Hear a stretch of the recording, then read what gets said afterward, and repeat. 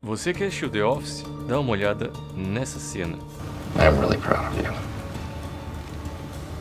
Michael nem sempre é o melhor chefe, o melhor amigo ou a pessoa mais decente do mundo. Mas existe uma coisa que você precisa entender sobre ele. Ele se importa com as pessoas, mesmo quando ninguém percebe, mesmo quando comete erros. E talvez por isso, Michael seja o personagem mais humano de The Office. E nesse episódio, isso fica impossível de ignorar, já que logo no começo do episódio, ele chega no escritório todo animado. Isso porque o Ryan havia o convidado para uma palestra na frente da sua turma de faculdade, e para alguém como Michael que idolatrava o estagiário, aquilo significava muito mais do que uma simples apresentação. A boss is like a teacher, and I am like the cool teacher.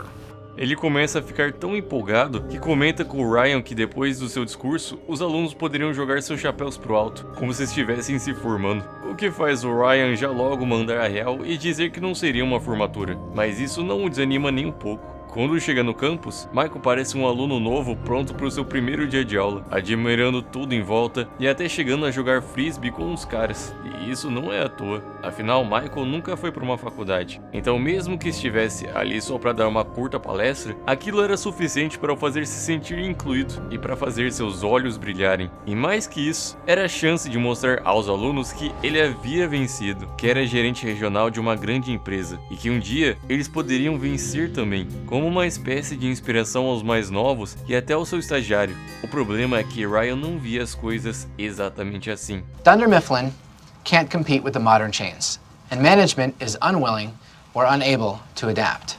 Their customers are dying off. Sua introdução ao chefe e à empresa que trabalhava não poderia ser pior, já que sendo alguém mais novo, trabalhando em uma empresa que vende papel, em uma era que os computadores já faziam boa parte do trabalho, sabia que, além de todos os problemas financeiros da empresa, suas expectativas com o futuro não eram das melhores. É claro que o Michael não fazia ideia disso, porque números e vendas para ele não eram a coisa mais importante. Seu verdadeiro negócio são pessoas. Por isso, ele entra com um rádio, tocando uma música inspiradora, como se fosse um grande CEO, e tenta passar uma lição aos estudantes, pegando o livro de um aluno e rasgando um monte de páginas para tentar mostrar que é só com a vida que se aprende de verdade. E depois dessa grande inspiração, ele entra no assunto das vendas, falando para todos que você pode chegar a ser um grande dono se souber vender o produto certo, com vários dos chocolates que o cara tira do bolso e sai tacando até na cara dos alunos. E quando ele começa a ir ainda mais longe, Ryan interrompe e diz que o objetivo da apresentação era para ser uma espécie de perguntas e respostas. E é aí que tudo muda, porque quando as perguntas começam, ele começa a perceber que as pessoas não estavam ali para ser entretidas ou inspiradas. Elas queriam saber sobre a empresa, sobre o futuro, sobre como a Dunder Mifflin se manteria de pé. Sir, as a company that primarily distributes paper, how have you adapted your business model to function in an increasingly paperless world? E o pior é que a cada fala ingênua do Michael, mais eles pareciam ter mais respostas do que ele. Já que o cara falou que o computador servia mais para jogos, que os clientes que eles perdessem para outras corporações não fariam falta e até se negou a ouvir os números, pelo menos até descobrir que quem havia apresentado todos aqueles problemas e aquela visão pessimista sobre o futuro da empresa era justamente o funcionário que ele mais admirava. E mesmo com todos tentando fazer ele aceitar que a Dunder Mifflin estava fadada à queda, Michael continuava insistindo que o Davi sempre venceria o Golias. E aqueles que mais falam do fim, nunca sequer tentam fazer algo por um novo começo. Ryan has never made a sale. And he started a fire, trying to make a cheesy pita. Well, you know what? He doesn't know anything, and neither do you.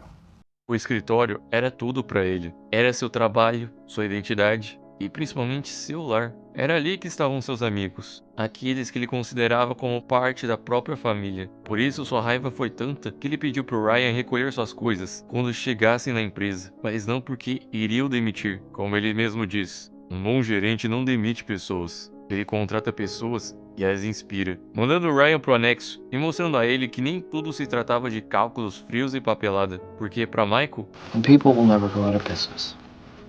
já que nenhuma empresa existiria sem pessoas, porque o dinheiro é importante, mas até ele vem de algum lugar, de alguma história, de uma equipe, e não há planilha nenhuma que possa pagar isso. Só que até alguém tão inocente que fantasia o mundo ao seu redor sabe que às vezes a realidade dói. A opinião de quem você admira magoa, e por isso Michael tinha todos os motivos para ir para casa e ficar chateado, após um dia péssimo. Mas ele não podia. Ele tinha que passar em um lugar antes, para ver a única pessoa que também viu o trabalho da mesma forma que ele. Porque durante o dia todo que estava fora, Pen passou boa parte dele convidando o povo do escritório para ir até a sua apresentação e ver alguns de seus desenhos. Ela convidou a Kelly, que até disse que iria, mas claramente seria o último lugar da Terra que ela pensaria em ir. Ela chamou Toby, que mesmo sendo afim dela, disse que tinha uma apresentação da filha e que não poderia perder. E apesar de alguns terem ido como o próprio namorado, ninguém ali parecia ter entendido sua arte de verdade, porque mesmo elogiando e dizendo que era a mais bonita de todas, ele mal prestou atenção nos desenhos e ainda comentou que já tinha visto outra exposição que era mais do seu estilo. E o Oscar, que foi com seu parceiro, conseguiu ser ainda mais cruel, porque enquanto o namorado dizia que faltava coragem e honestidade na sua arte, Oscar concordava com tudo, afirmando que esses nunca foram pontos fortes da Pen. E o que é mais triste é que ela, atrás dos dois, cheia de expectativa, precisou ouvir que sua arte era arte de motel. E quando ninguém te entende e muito menos te apoia, você desanima. Afinal, seu sonho e seu talento é reduzido a nada, e seu valor também. Então ela começa a retirar os desenhos da parede, porque já parecia que ninguém mais ia chegar. Mas é aí que o Michael aparece. E diferente de todos, ele realmente demonstra entusiasmo. You did these? Freehand? Yep. My God, these could be tracings.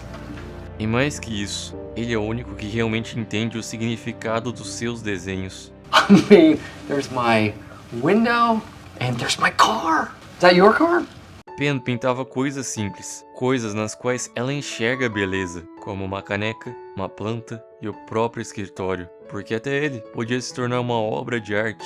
E é exatamente o mesmo olhar de duas pessoas que buscam não enxergar a vida de forma fria, sem graça e sem cor, que naquele abraço era tudo que eles mais precisavam. Duas pessoas que entenderam um ao outro, quando jamais desistiram de expor a forma como enxergavam a vida e quem realmente eram. Porque a palavra de incentivo de alguém, de inspiração, é muito mais valiosa do que qualquer conta que você possa fazer. Por isso, Michael finalmente consegue cativar quem mais precisava e perceber que não era o único capaz de enxergar a beleza no próprio trabalho. Porque The Office nunca foi sobre o escritório, mas sobre pessoas.